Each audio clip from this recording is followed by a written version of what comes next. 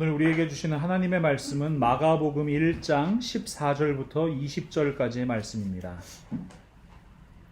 요한이 잡힌 후 예수께서 갈릴리에 오셔서 하나님의 복음을 전파하여 이르시되 때가 찼고 하나님의 나라가 가까이 왔으니 회개하고 복음을 믿으라 하시더라. 갈릴리 해변으로 지나가시다가 시몬과 그 형제 안드레가 바다에 그물 던지는 것을 보시니 그들은 어부라. 예수께서 이르시되 나를 따라오라. 내가 너희로 사람을 낚는 어부가 되게 하리라 하시니 곧 그물을 버려두고 따르니라. 조금 더 가시다가 세베대의 아들 야고보와 그 형제 요한을 보시니 그들도 배에 있어 그물을 깁는데 곧 부르시니 그 아버지 세베대를 품꾼들과 함께 배에 버려두고 예수를 따라가니라. 아멘. 오늘 설교를 준비하면서 말씀을 묵상하는데 제가 목회자가 돼서 첫 설교하던 날이 많이 떠올랐습니다. 11년 전에 이 사역을 시작하면서 공식적인 예배 자리에서 처음으로 말씀을 전하게 됐거든요. 청년부 이 금요 기도의 자리였습니다. 얼마나 긴장이 되든지 화장실을 몇 번이나 왔다 갔다 했는지 모르겠습니다. 그렇게 두렵고 떨리는 마음으로 설교단에 올라서 말씀을 전하고요. 또 청년들과 함께 말씀 나누며 또 하나님께서 주신 은혜와 또 감격, 기쁨 함께 나누던 기억이 아직까지 생생합니다. 저는 지금도 늘 두렵고 떨리는 마음으로 하나님 말씀을 전합니다. 하나님 말씀을 온전히 전하지 못할까 두려운 마음이 있고요. 또 하나님 마음이 아니라 제 생각, 제 욕망 이야기하면 어떡하나 하는 걱정이 늘 듭니다. 여러분 아침에 일어나서 물 한 잔 드시는 거 건강에 좋다는 거 아시죠? 찬물 드세요? 더운 물 드세요? 제가 중학교 때인가 한번 신문에 그런 기사가 났어요. 아침에 일어나서 찬물을 아주 얼음장같이 차가운 물을 한 잔 쭉 마시면은 건강에 이렇게 좋다는 거예요. 그래서 저도 그래서 그때부터 계속 찬물을 마셨거든요. 근데 요즘에는 그러면은 이 장기들의 무리가 간다고 안 좋다고 또 미지근하거나 더운 물을 마시라 그러네요. 근데 사실은 뭐 찬물을 드시든 더운 물을 드시든 별 상관없습니다. 그거 뭐 죽고 사는 문제 아니거든요. 근데 설교는 다르잖아요. 잘못 전하면 영혼이 죽습니다. 엉뚱한 것 전하고 엉뚱한 거 가르치면 영혼이 죽습니다. 그래서 제가 두려운 겁니다. 그래서 저와 같은 목사들은 하나님께서 다른 심판의 기준을 적용하시겠다고 말씀하세요. 야고보서 3장 1절 말씀인데요. 새번역 성경으로 제가 읽어드릴게요. 나의 형제자매 여러분, 여러분은 선생이 되려고 하는 사람이 많아서는 안 됩니다. 여러분이 아는 대로 가르치는 사람인 우리가 더 큰 심판을 받을 것입니다. 우리 성도님들께서 저를 위해서 늘 기도해 주시기를 부탁드립니다. 하나님 말씀을 바르게 가르치고 또 바르게 전할 수 있도록 이 첫 설교의 두려움과 감격을 언제나 잃어버리지 않도록 기도해 주시기를 부탁드립니다. 여러분 우리 예수님께서도요 공생의 사역을 시작하시면서 첫 설교를 하시던 날이 있었습니다. 바로 오늘 본문의 말씀인데요. 우리 오늘 본문 14절과 15절 말씀을 함께 읽으며 우리 예수님의 음성을 한번 다시 들어보도록 하겠습니다. 우리 마가복음 1장 14절과 15절 말씀 함께 읽지요. 요한이 잡힌 후 예수께서 갈릴리에 오셔서 하나님의 복음을 전파하며 이르시되 때가 찼고 하나님의 나라가 가까이 왔으니 회개하고 복음을 믿으라 하시더라. 아멘. 예수님께서 첫 설교하실 때는 부족한 저와 같은 마음은 아니셨을 거예요. 이 장면은 진실로 새 역사의 시작을 선포하시는 말씀입니다. 우리는 지금 복음이 복음을 전파하는 역사를 바라보고 있습니다. 생각해보면 여러분, 세례 요한의 설교와 참 많이 닮았죠? 그런데 세례 요한은 선지자였습니다. 선지자는 어떤 사람인가요? 하나님께 받은 것을 전하는 사람이죠. 메시지를 전달하는 메신저입니다. 그러나 이제 때가 찼습니다. 카이로스, 하나님께서 계획하신 역사의 시간이 되었습니다. 진정한 구원의 역사가 시작됩니다. 메신저 자체가 메시지가 되는 놀라운 역사를 우리는 바라보고 있습니다. 구원의 기쁜 소식, 하나님의 복음이 복음이신 예수 그리스도를 통해 이 땅에 흘러가기 시작했습니다. 말씀이 육신이 되어 우리 가운데 거하시고 우리가 그 영광을 바라보는 시대가 왔습니다. 가장 위대한 하나님의 역사가 시작되었습니다. 그 은혜의 강물, 사랑의 강물, 구원의 강물이 우리 가운데 흘러가기 시작합니다. 그런데 말입니다. 예수님께서 첫 설교를 마치신 후 이어지는 행적은 조금은 이해하기가 어렵습니다.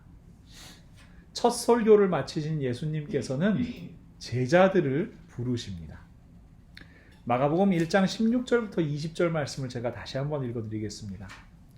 갈릴리 해변으로 지나가시다가 시몬과 그 형제 안드레가 바다에 금을 던지는 것을 보시니 그들은 어부라. 예수께서 이르시되 나를 따라오라. 내가 너희로 사람을 낚는 어부가 되게 하리라 하시니 곧 그물을 버려두고 따르니라. 조금 더 가시다가 세베대의 아들 야고보와 그 형제 요한을 보시니 그들도 배에 있어 그물을 깁는데 곧 부르시니 그 아버지 세베대를 품꾼들과 함께 배에 버려두고 예수를 따라가니라. 우리는 흔히 이 제자를 부르시는 장면에 대해 많은 오해를 하곤 합니다. 이런 오해예요. 예수님께서 일꾼을 부르신다고 생각하는 겁니다. 예수님의 사역을 도울 조력자를 뽑는다고 생각하는 거예요. 그런 오해를 왜 하게 됐는가 생각해보면 이렇습니다. 여러분, 그 회사를 세운다고 생각해보세요. 어떤 사람이? 그러면은 뭘 하지요? 보통 구인 광고를 내지요. 뭐 기술 개발할 사람도 필요하고 마케팅 할 사람도 필요하고 뭐 인사 부서도 필요하고 재정이나 뭐 여러 가지 관리할 사람도 필요하고 이 여러 가지 기능들을 혼자서 다 감당할 수 없기 때문에 이 담당할 사람들을 모으기 마련입니다. 그렇다면 예수님께서 이런 도움이 필요하셔서 제자들을 부르셨을까요? 아니에요. 예수님은 전능하신 하나님이십니다. 못할 것이 없으신 분이십니다. 굳이 제자들 부르지 않으셔도 얼마든지 사역하실 수 있는 분이십니다. 그러면 여러분, 자신의 수발을 들 몸종 같은 사람들이 필요하셨습니까? 그것도 아니겠죠. 예수님은 어떤 분이세요? 제자들의 발을 씻기신 분이십니다.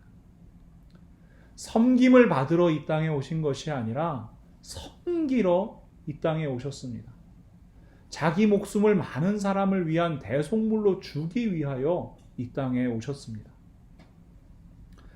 그것도 아니라면 당시의 종교 지도자들의 반대로부터 자신을 보호해줄 경호원 같은 사람들을 모집한 겁니까? 그것도 아닙니다. 예수님은요, 12군단 더 되는 천군 천사를 얼마든지 부르실 수 있는 분이십니다. 심지어 제자들은요, 유사시에 어떻게 해요? 예수님을 보호하는 게 아니라 예수님 버리고 다 도망가는 사람들이었습니다. 그렇다면 도대체 예수님께서는 왜 제자들을 부르고 계신 건가요? 기억하세요, 여러분. 우리 예수님은 제자들과 함께 하기를 원하시기 때문입니다. 다른 이유가 아니에요. 예수님께서는 제자들과 함께, 나아가 우리들과 함께 하나님의 놀라운 역사를 이루어 가길 원하시기 때문입니다. 함께야말로 우리 하나님의 성품이자 우리를 향하신 하나님의 놀라우신 뜻입니다. 여러분께서 잘 알고 계신 말씀이 있는데요. 창세기 1장 26절 말씀입니다.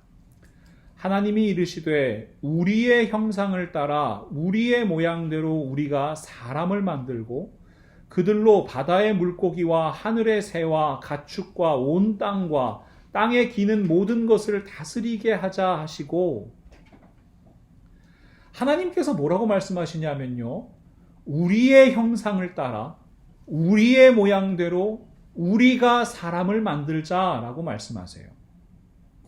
하나님은 분명 한 분이신데 왜 우리라는 표현을 사용할까?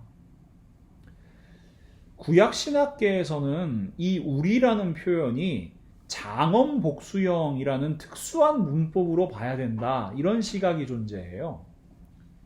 영어에서 여러분 혹시 royal we라는 표현 들어보셨어요?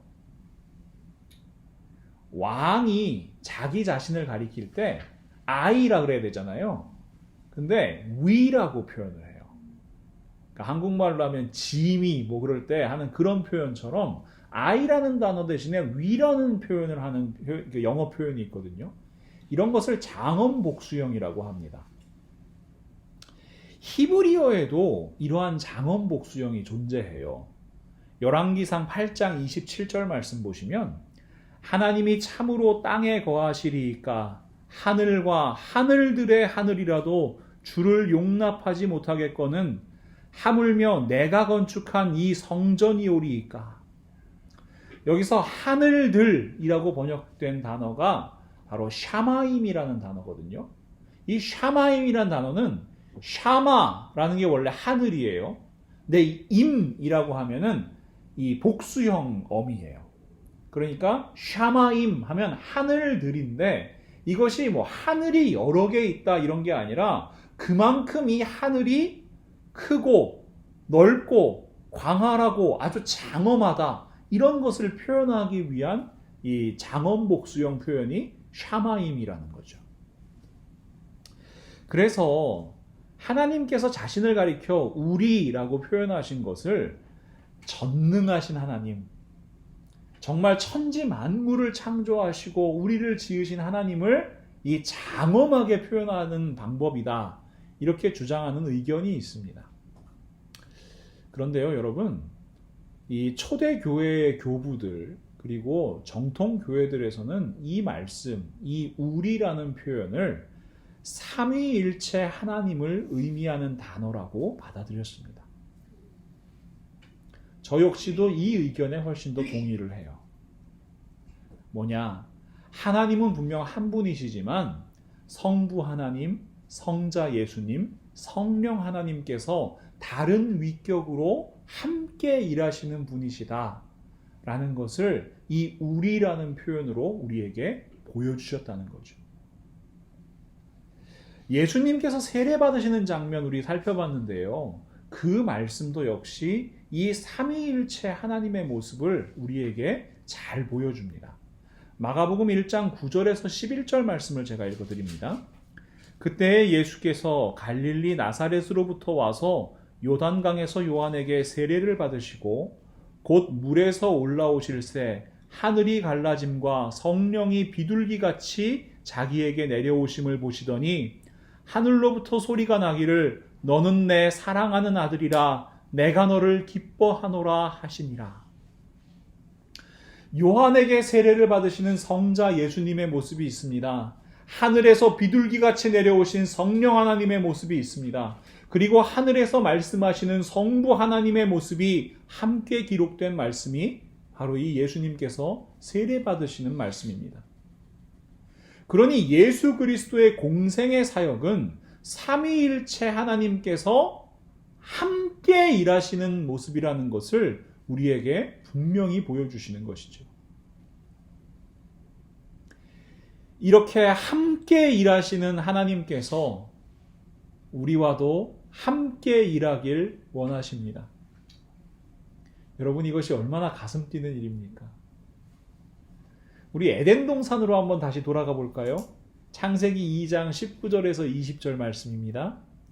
여호와 하나님이 흙으로 각종 들짐승과 공중의 각종 새를 지으시고 아담이 무엇이라 부르나 보시려고 그것들을 그에게로 이끌어 가시니 아담이 각 생물을 부르는 것이 곧 그 이름이 되었더라. 아담이 모든 가축과 공중의 새와 들의 모든 짐승에게 이름을 주니라. 여러분, 아담을 지으신 하나님께서는 아담이 로봇처럼 기계적으로 하나님의 명령을 이렇게 지켜나가도록 하지 않으십니다. 오히려 하나님께서는 아담에게 너무나도 창조적이고 창의적인 일을 맡겨주세요. 하나님께서 지으신 모든 생물들의 이름을 짓는 일이었습니다. 여러분, 이것이 어떤 의미인지 생각해 보신 적이 있나요? 제가 예전에 김춘수라는 시인이 쓴 꽃이라는 시 읽어드린 거 기억나시죠? 제가 다시 한번 읽어드릴게요. 내가 그의 이름을 불러주기 전에는 그는 다만 하나의 몸짓에 지나지 않았다. 내가 그의 이름을 불러주었을 때 그는 나에게로 와서 꽃이 되었다.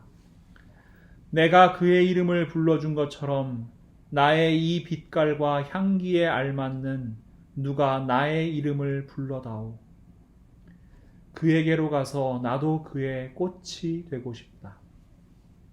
우리들은 모두 무엇이 되고 싶다. 너는 나에게, 나는 너에게 잊혀지지 않는 하나의 눈짓이 되고 싶다.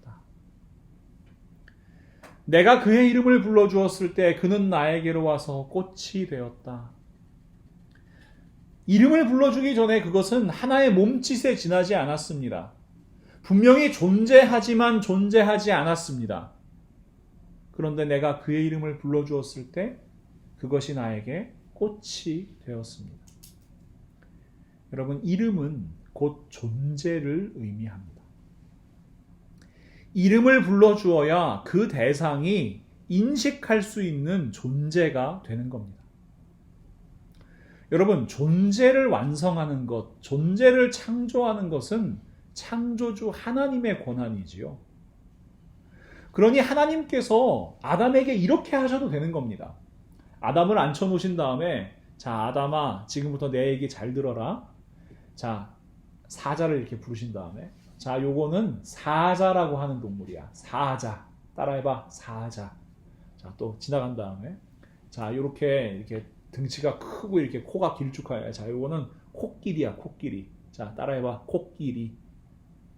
여러분, 사실 창조주 하나님이시라면 그것이 자연스러운 광경 아닌가요? 그런데 하나님께서는 아담을 부르셔서 하나님의 창조 사역에 동참하게 하십니다. 천지 만물을 창조하신 하나님께서 사람과 함께 일하십니다. 그것이 하나님의 기쁨이었기 때문입니다. 함께, 이것은 놀라운 은혜와 섭리입니다. 우리와 함께 하시고 우리와 함께 일하시는 것이 하나님 아버지의 기쁨입니다. 예수님께서는 이 하나님 아버지의 마음으로 어부들에게 말씀하시는 겁니다. 나를 따라오라. 그런데 우리는 이 말씀에 대한 오해 때문에 이 말씀을 자꾸만 부담감으로 받아들여요. 얼마나 부담스럽냐면, 제가 예전에 청년부 이 청년하고 같이 이 말씀에 대해서 나누고 있는데 그 청년이 그러더라고요. 전도사님, 저는 이 말씀 들을 때마다 군대에서 입대 영장 받은 느낌이에요. 그만큼 이 말씀이 부담스러웠다는 거예요. 저는 제자 훈련이라는 단어가 사실 이 오해의 골을 더 깊게 만들었다고 생각합니다. 여러분, 잘 생각해 보세요. 제자가 훈련으로 되는 겁니까? 제자가 나의 선택이나 나의 의지로 될 수 있는 것입니까? 사람이 만든 제자 훈련 프로그램 1, 2, 3단계를 수료하면 정말로 예수 그리스도의 제자가 될 수 있는 겁니까? 우리가 자꾸 오해하기 때문에 이런 극단적인 모습이 자꾸 나타나는 거예요. 사람이 생각할 때 어려운 과정, 사람이 생각할 때 부담스러운 과정을 겪어내야 예수 그리스도의 제자가 될 수 있다고 생각하는 거예요. 그래서 참 안타까운 제가 뉴스를 본 적이 있는데, 한국에 있는 어떤 교회에서 이 제자 훈련에 참여한 성도님들을 공동묘지로 데려가서 그 인분을 먹였다는 거예요. 이게 왜 그랬냐 하니까, 정말 예수님이나 사도 바울이 당했던 그런 고난, 그런 어려움, 그것을 경험하고 그것을 극복해내야지 제자가 될 수 있다, 이렇게 가르쳤다는 거죠. 정말이지 참 말도 안 되는 이야기입니다. 여러분, 이제 이런 오해를 좀 푸세요. 세상에서는요, 제자가 스승을 찾아 나서죠. 왜 옛날에 무협지 같은 걸 봐도 그렇고, 보통 이런 영화 같은 데서 나오는 이렇게 모티브들이 그런 게 있잖아요. 제자가 스승을 찾아가서 스승님 절 받아주십시오. 그러면 이제 스승이 받아줄지 말지를 결정하는데, 제자가 이제 간곡하게 부탁하면은 스승이 이제 그 제자를 받아들이고 스승과 제자의 관계가 시작되죠. 그런데 여러분, 예수님의 제자는 예수님께서 부르시는 겁니다. 예수님께 주권이 있습니다. 내가 제자 되고 싶다고 해서 제자가 되는 것이 아니라 예수님께서 부르시는 그 부르심에 순종하고 응답함으로 우리는 제자가 되는 거예요. 그러니 예수님께서 나를 따라오라 라고 말씀하시는 것은 나와 함께 가자 하는 말씀입니다. 하나님의 구원사역, 그 놀라운 하나님의 생명의 역사를 함께 열어가자는 초대인 겁니다. 이제는 세상이 아니라 예수 그리스도와 함께 살아가자는 사랑의 부르심인 겁니다. 제가 참 좋아하는 말씀이 있습니다. 저희 부부의 청첩장에도 이 말씀을 적었는데요. 아가서 2장 10절 말씀입니다. 나의 사랑하는 자가 내게 말하여 이르기를, 나의 사랑, 내 어여쁜 자야, 일어나서 함께 가자. 아가서는 솔로몬과 술람미 여인의 사랑을 노래한 시입니다. 그러니 이 말씀은 솔로몬이 지금 자기가 사랑하는 술람미 여인을 부르는 사랑의 고백 장면이에요. 나의 사랑, 나의 어여쁜 자야, 일어나서 함께 가자. 나와 함께 가자. 그런데 아가서는요, 단순히 남녀 간의 사랑 노래가 아니라 예수 그리스도와 교회의 관계를 노래한 시로 해석됩니다. 예수 그리스도께서 교회를 얼마나 사랑하시는지, 예수 그리스도께서 성도들을 얼마나 사랑하시는지, 그 사랑이 얼마나 간절하고 그 사랑이 얼마나 아름다운지 노래한 시라는 거지요. 여러분, 예수님께서 교회를 어떻게 사랑하셨습니까? 예수님께서 우리를 어떻게 사랑하셨습니까? 죽기까지 사랑하셨습니다. 정말 간절히 사랑하셨습니다. 끝까지 사랑하셨습니다. 여러분, 나를 따라오라 라는 이 예수님의 말씀은요, 우리를 향하신 예수님의 뜨거운 사랑 고백임을 기억하십시오. 나와 함께 가자. 나와 함께 살자. 나의 사랑, 내 어여쁜 자들아, 나와 함께 거룩한 하나님의 나라 이루어가자. 예수님께서 지금도 우리를 초대하고 계신 겁니다. 이 사랑의 부르심에 응답하여 예수님과 함께 살아가는 사람, 이 사람이 바로 예수님의 제자 되는 겁니다. 그 예수님의 부르심을 받은 어부들은 모든 것 다 버리고 예수님 따라갑니다. 그 순간에 그들은 더 이상 어부가 아니라 예수님의 제자가 됩니다. 즉각적으로 반응하지요. 믿음으로 결단하죠. 여러분 한번 생각해 보세요. 지금 어부들이 손에 들려있던 것이 무엇이었습니까? 그물이었습니다. 여러분, 어부들의 손에 잡혀있는 그물은 확실한 겁니다. 든든한 아버지, 든든한 품꾼들, 든든한 배, 여러분 확실한 겁니다. 이 당시 팔레스타인 지방을 포함한 이 로마 제국에서 어부는요 상당히 인기 있는 직업이었어요. 제가 전에 한번 말씀드렸잖아요. 이 인류가 가장 원하는 이 에너지원, 먹을 것 중에 하나가 단백질이에요. 어부는 이 단백질을 공급해 줄 수 있는 아주 귀한 직업 중에 하나로 평가받았습니다.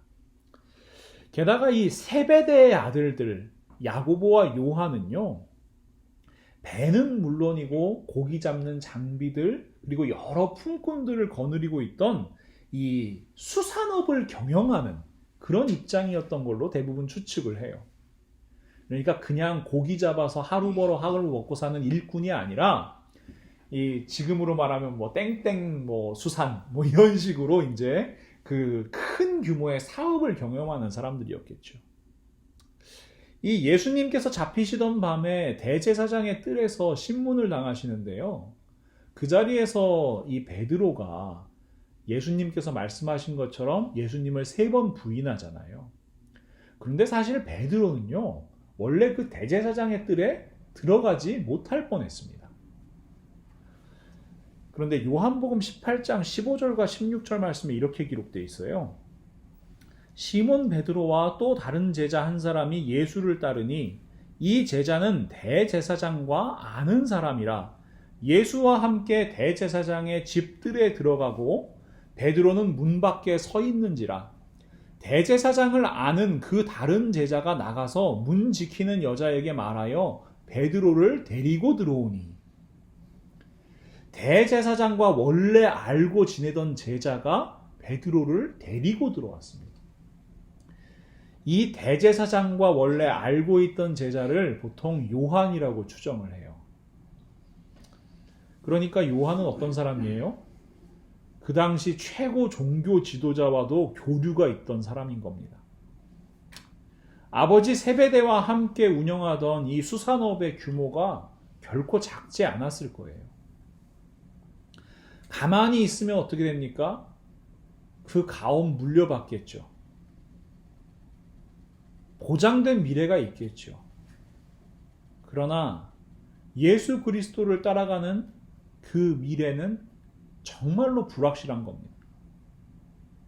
아무것도 알 수가 없는 겁니다. 여러분, 예수님께서 뭐 거창한 사업 계획을 설명하고 제자들을 부르셨나요? 아니죠. 내가 너희를 지금부터 사람을 낚는 어부가 되게 할게. 여러분, 이게 얼마나 추상적인 이야기입니까? 그러나 제자들은 이 말씀 믿고 예수님과 함께하는 그 길을 따라 나섭니다. 저는 믿음의 조상 아브라함의 모습이 생각났습니다. 창세기 12장 1절 말씀 보시면 여호와께서 아브라함에게 이르시되 너는 너의 고향과 친척과 아버지의 집을 떠나 내가 내게 보여줄 땅으로 가라. 여러분, 지금 아브라함이 살고 있는 지역, 그 당시 최고의 문명을 자랑하는 지역이었습니다.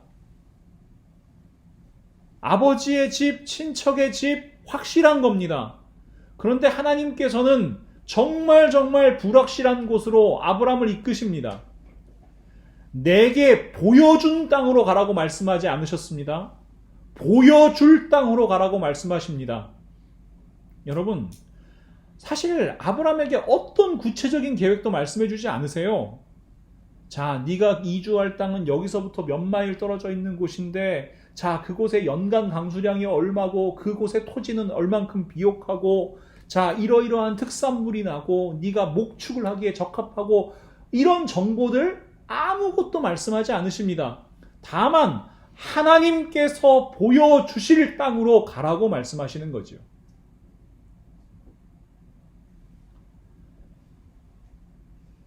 그런데 왜 아브라함이 믿음의 조상됩니까? 아브라함은 하나님께서 함께 하심을 믿고 가는 겁니다. 제자들 역시 믿음으로 예수님과 함께 가는 겁니다.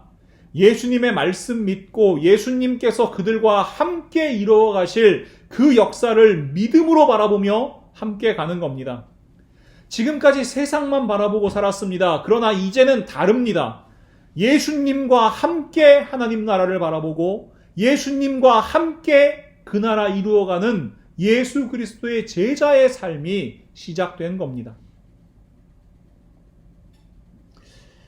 저는 그래서 이 함께라는 말이 참 좋습니다. 함께 하는 것이 행복입니다. 여러분, 사랑하는 연인, 사랑하는 부부, 혹은 사랑하는 친구 있다고 생각해 보세요. 같이 무엇인가 거창한 걸 하지 않아도 함께함이 행복인 겁니다. 그것이 건강한 관계인 거죠. 사실 이것이 예수 그리스도와 우리의 관계가 되어야 합니다. 저에게 아들이 하나 있는데요. 제 아들 이한이는 저와 함께 하는 거를 참 좋아해요. 사실 제가 함께 있다고 해서 이한이랑 거창한 것을 해주지 못합니다.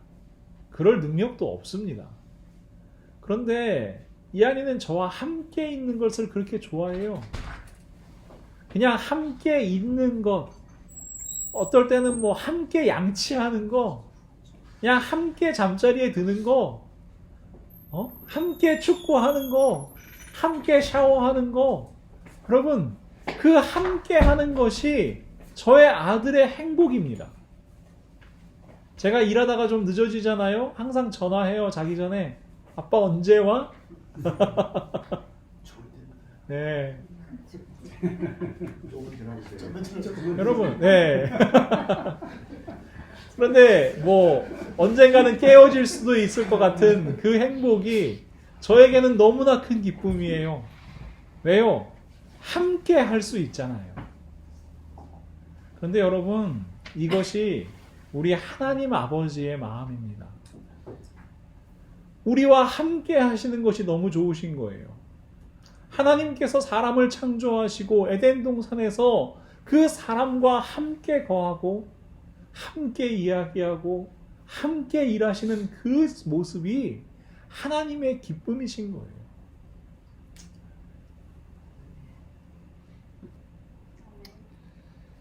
사랑하는 믿음의 동역자 여러분, 예수님께서 지금 우리에게 말씀하십니다. 우리 라이프 철치를 향해서 말씀하십니다. 나를 따라오라. 이 말씀 어떻게 받으셔야 된다고요? 나의 사랑, 나의 어여쁜 자야, 일어나서 함께 가자. 나의 사랑, 나의 어여쁜 자야, 일어나서 나와 함께 가자. 나와 함께 살자. 나와 함께 이 땅에 하나님의 나라 이루어 가자.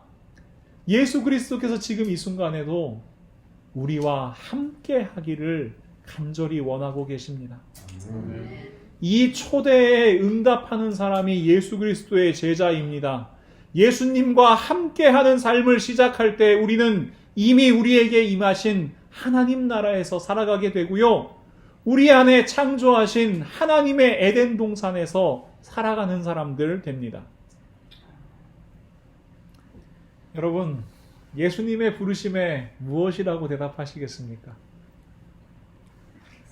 함께 가시겠습니까? 정말로 함께 사시겠습니까? 정말로 함께 일하시겠습니까? 제자들과 같이 즉시 응답하고 함께 갑시다. 세상의 허탄한 것에 더 이상 우리의 마음을 두는 것이 아니라 거룩한 하나님의 나라 바라보며 그 나라 함께 이루어가는 사람들 다 되었으면 좋겠습니다. 우리 라이프 철치가 예수님과 함께 그 사명 감당하는 아름다운 공동체 되었으면 좋겠습니다. 예수님과 함께하는 기쁨, 예수님과 함께하는 평안, 예수님과 함께하는 역사 마음껏 누리시는 우리 모두가 될 수 있기를 우리 주 예수 그리스도의 이름으로 간절히 축원합니다. 아멘.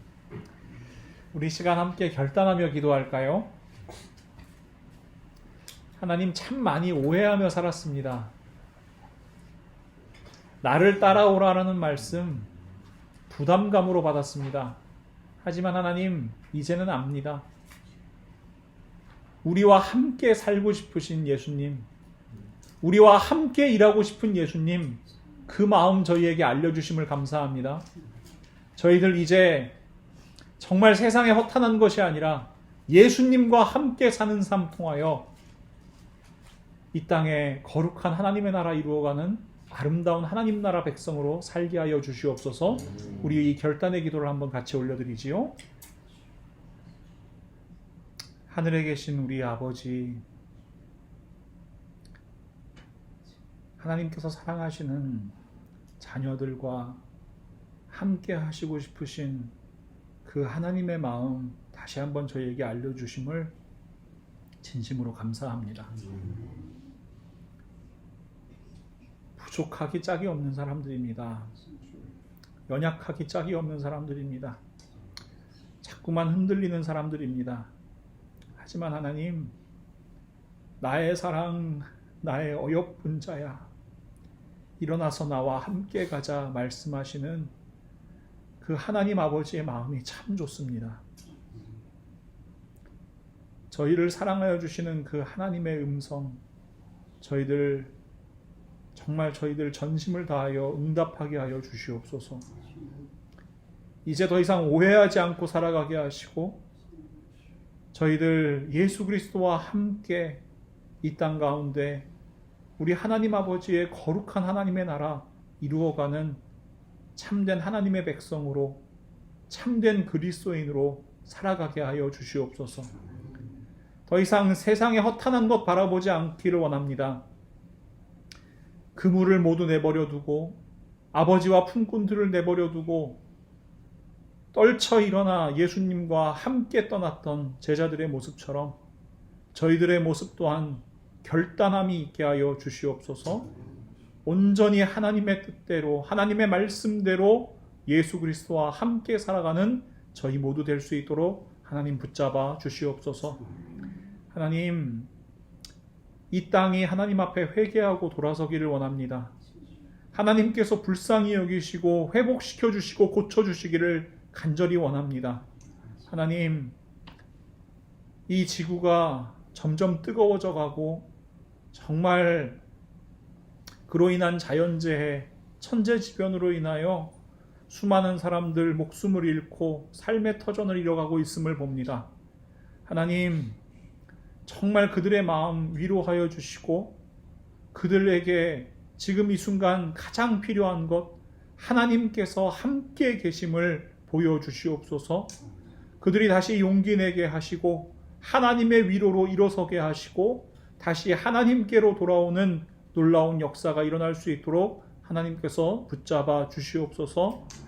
저희들 한 사람 한 사람이, 또 저희 라이프 철치가 이 시대 가운데 하나님께서 감당하라고 말씀하시는 그 역할들을 온전히 감당하는 사람들 다 되게 하여 주시고, 저희 공동체가 그렇게 하나님의 뜻에 합당한 공동체 되게 하여 주시옵소서.